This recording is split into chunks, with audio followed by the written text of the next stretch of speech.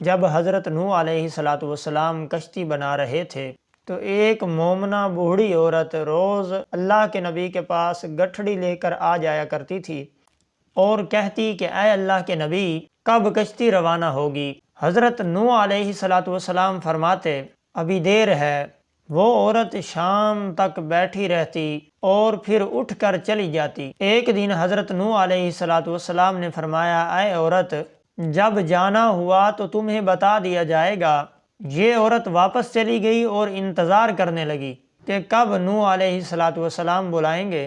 اس دوران عذاب آ گیا اور کشتی چلی گئی، لیکن حضرت نوح علیہ السلام نے اس عورت کو نہ بلایا، آپ کو ظاہراً بھلا دیا گیا۔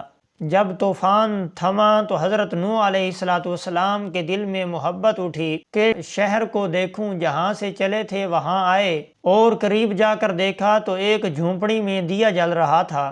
حضرت نوح علیہ السلام یہ دیکھ کر چونک گئے کہ روئے زمین پر کوئی ایسا گھر بھی ہے کہ اتنا عظیم عذاب آ جانے کے بعد باقی ہے، کہ اتنے عظیم طوفان کے بعد جس میں دیا جل رہا ہے۔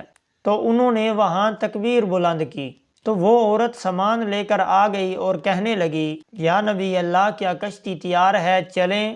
تو حضرت نوح علیہ السلام نے اس عورت کو حیرت سے دیکھا اور کہا رکو بوڑھیا، کیا تمہیں کچھ پتہ نہیں چلا؟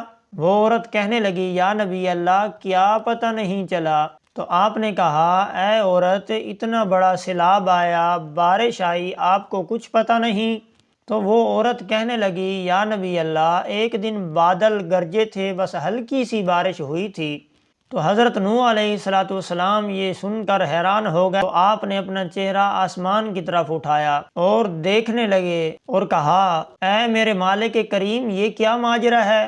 تو اللہ تعالیٰ نے حضرت نوح علیہ السلام پر وحی بھیجی کہ اے میرے پیارے نبی، اس عورت کے دل میں چونکہ آپ کی محبت تھی اور تم نے اسے پابند کر دیا تھا، اور چونکہ تمہارا اس سے وعدہ بھی تھا کہ نجات کی کشتی میں اسے لے جاؤں گا، تب جب کہ آپ نے اپنا وعدہ پورا نہ کیا۔ لیکن اے نوح، میں تو تمہارے وعدے کا ذمہ دار تھا، اس لیے میں نے اس بڑھیا تک عذاب پہنچنے ہی نہیں دیا۔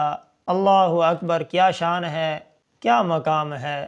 سبحان اللہ العظیم و بحمدہ، سبحان اللہ تعالی۔ والسلام۔